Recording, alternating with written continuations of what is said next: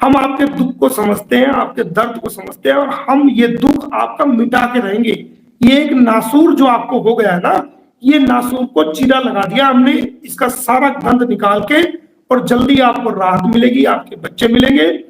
और इस सीमा अगर को तो हम दिलवाएंगे नहीं, इसको तो जेल कराएंगे। आपके बच्चे आपको जरूर मिलेंगे, आपको इंसाफ मिलेगा। आप बिल्कुल बेफिक्र रहो, आपके बच्चे जो है वो हमारी निगाह में है, हम किसी प्रकार से गलत नहीं होने देंगे। आप दूर बैठे हो लेकिन हम यहाँ भारत में बैठे हैं, हमारी 24 घंटे उन पर निगाह रहती है, हमारे अपने आदमी उनको देखते हैं और वो बाकायदा बताते हैं कि क्या चल रहा है, क्या हो रहा है। तो हम एक एक चीज पे निगाह रख रहे हैं, कोई किसी तरह की नहीं, हम गलत नहीं होने देंगे, इस बात से बेफिक्र। थोड़ा सा सब्र रखो, सब्र रखने वाला आदमी बड़ा कामयाब होता है जी। सर मुझ समेत या हैदर भाई के साथ जितने भी सिंसियर लोग हैं, प्रकाश अब्बास है, तनवीर अफरोज भाई है, शहरियार या जितने भी हमारे दोस्त यहाँ पाकिस्तान से बात करते हैं, शबनम टॉक भी बात करती हैं, वो आपको आज के बाद मैं तमाम लोगों के बिहाफ पे मैं गारंटी देता हूँ, चाहे इकरा बहन भी है, कोई ऐसी कंट्रोवर्शियल बात नहीं होगी जिससे हमारे आपकी या हमारे आपसे जुड़े लोगों की दिल आजारी हो। हमारा मकसद सबका तकरीबन एक ही है कि गुलाम हैदर को इंसाफ मिल जाए। तो उसके लिए असल जिन लोगों ने, मैंने आपसे पहले भी अर्ज की कि जिन लोगों ने कंट्रोवर्सी जनरेट की, उनको लोगों को सही चीज बताने के लिए, जवाब देने के लिए फैक्ट्स रखे, वो भी रियल फैक्ट्स है। बाकी कभी भी किसी को नीचा दिखाने की कोशिश नहीं की। हमारा तो कभी रिलेशन भी नहीं रहा, और शायद गुलाम हैदर के बच्चे वापस आ जाए तो दोबारा रिलेशन है भी नहीं। लेकिन सूरज का हाल ये है कि सिर्फ उसको, क्योंकि उसके साथ कोई खानदानी बंदा नहीं खड़ा हुआ, तो पाकिस्तान से 10,000 20,000 लाखों लोग नहीं खड़े हुए। सबसे ज्यादा गुलाम हैदर को जो सपोर्ट मिल रही थी इंडिया से मिल रही थी, लोगों के शैतानीपन की वजह से गुलाम हैदर को विलन शो करके गुलाम हैदर के खिलाफ लोगों ने भड़का दिया, और जो जो पब्लिक सपोर्ट कर रही थी वो गुलाम हैदर के खिलाफ हो गई। हमारा सोशल मीडिया से कोई ज्यादा इस तरह वो नहीं है जैसे हम कोई इससे कोई फायदे उठाते हैं या हम अपनी पब्लिसिटी कर रहे हूँ या कुछ, हमारा कभी भी नहीं है। लेकिन नेक्स्ट हम पूरी एहतियात करेंगे, हर लिहाज से एहतियात करेंगे। आपकी खासतौर पर दिलाजारी ना हो, हमारे इंडियन बहन भाई जो गुलाम हैदर को रियल में सपोर्ट कर रहे हैं, कभी उनके देश की, नेशन की, किसी भी लोगों की दिलाजारी ना हो। लेकिन ये थोड़ा सा वहां लोग अगर इंसानियत बाकी उनके सीने में दिल है, दिमाग है, तो सर वो गुलाम हैदर को नीचा ना दिखाए। बाकी मुझे जो बोले, जिसको भी जो बोलना है वो बोलते रहे, हमें उससे कोई मसला नहीं है। लेकिन गुलाम हैदर को उल्टा बोलेंगे तो यकीनन हमारे ऊपर जिम्मेदारी बन जाती है कि हम जवाब दें, क्योंकि वो एक मजबूर बात है सर, उसके एक आंसू का जवाब हमारे पास नहीं है। उसने हमारे ऊपर भरोसा किया, उसने इन्वेस्ट किया, उसने हमारे ऊपर तकिया की। अगर हम आज उसको सच बात नहीं बताएंगे तो हम कब उसको हकीकत बताएंगे सर? नहीं, देखिए कई चीजें ऐसी हैं कि मैं सोशल मीडिया पे उनको ओपन नहीं कर सकता। वो कभी समय आएगा तो वक्त बैठने का, तो हम बैठ के बात करेंगे, बताएंगे। क्योंकि वो चीजें अगर मैं बता दूं तो पूरी दुनिया में आग लग जाए। अगर मैं ओपन कर दूं वो चीज, जो चीज है, तो पूरी दुनिया में 1 सेकंड में आग लग जाए, 1 सेकंड के अंदर की ये हकीकत ये है। तो क्योंकि हमें भी एक डिप्लोमेट तरीके से दोनों देशों के बीच में इसको सोल्यूशन करना है, और असल मकसद है उसके बच्चे दिलाना, तो हम दिला करेंगे। मैं किसी बात का बुरा नहीं मानता। अगर कोई इलाज करने वाला डॉक्टर किसी मरीज का इलाज करता है और वो मरीज किसी वजह से अपने डॉक्टर को ज्यादा उसकी गहरी चोट लगी है और डॉक्टर को वो कई बार बदतमीज भी बोल जाता है या कुछ गलत बात भी कर देता है, तो डॉक्टर अगर ये समझे कि यार इसने मरीज ने आपको गलत बोल दिया या उल्टा सीधा बोल दिया तो आप इसका इलाज ना करो, तो मैं समझता हूँ वो डॉक्टर ही नहीं है।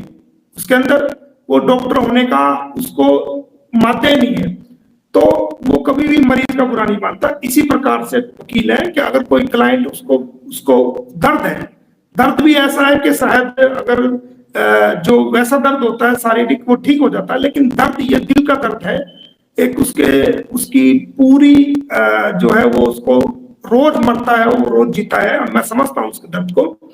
तो उसके दर्द में अगर कोई बात निकल भी गई, कोई कह भी दी, तो मैं मोमिन मलिक एडवोकेट, मेरे रब ने मुझे ऐसा पैदा किया है, मेरी माँ ने, मेरे फादर ने मुझे ऐसी तरबियत दी है कि मेरे गुरु ने मेरी ऐसी तरबियत की है, जो मेरा गुरु है, धार्मिक गुरु, मैं उसकी बातों का बुरा नहीं मानता। और मेरे लिए कभी आपने को भी मैंने देखो इस बारे में कभी नहीं किया, सोशल मीडिया पे भी नहीं कहा। बस ये चाहता हूँ कि वो जीते और उसकी जीत की लड़ाई हम लड़ रहे हैं। मैं गुलाम हैदर की किसी बात का बुरा नहीं मानता। बस मैं उससे ये रिक्वेस्ट करना चाहता हूँ कि मोमिन मलिक पे तो कोई फर्क पड़ने वाला है नहीं। मैं ये चाहता हूं कि आपसे कोई ऐसा बयान ना निकल जाए मुंह से जल्दबाजी में या किसी वजह से, जिससे दुश्मन कामयाब हो जाए और वो उस बात को भारत के अंदर वायरल कर दे और आपका जो आने का शेड्यूल है उसमें मुझे दिक्कतों का सामना करना पड़े या आपको दिक्कतों का सामना करना बिल्कुल।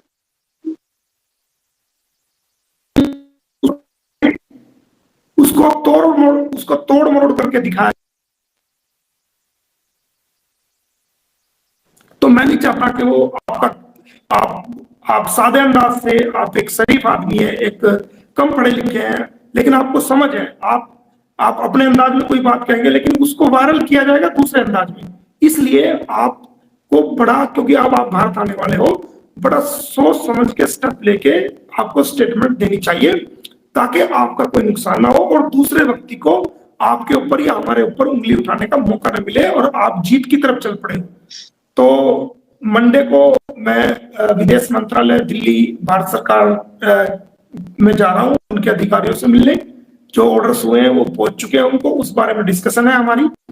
और डिस्कशन होने के बाद जैसे जल्दी जो इंडियन हाई कमीशन है वहां से इसको फोन जाएगा और इसको बुलाया जाएगा और इसके मसले को फटाफट हल किया जाएगा, ऐसा मेरा मानना है। सामने चल गया है। ठीक है सर, चले सर आज वाइंड अप करते हैं क्योंकि आपकी भी नमाज का टाइम हो गया, यहाँ पर भी नमाज का टाइम शुरू हो गया, तो इंशाल्लाह फिर आपको जहमत देंगे।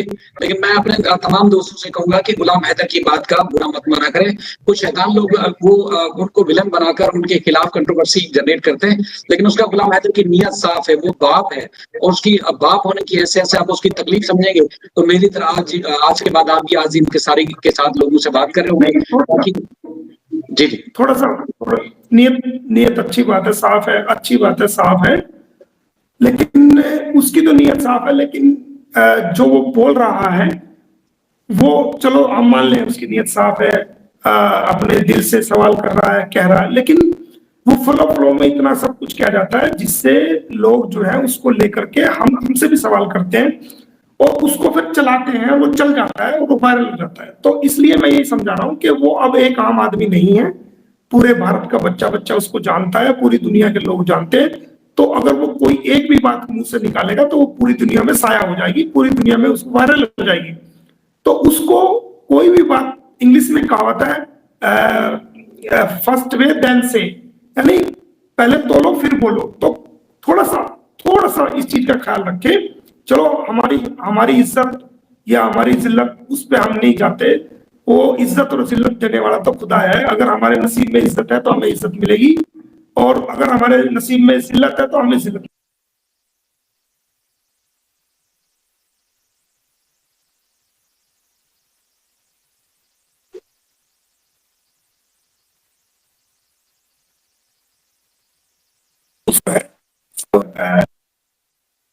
बिल्कुल सर,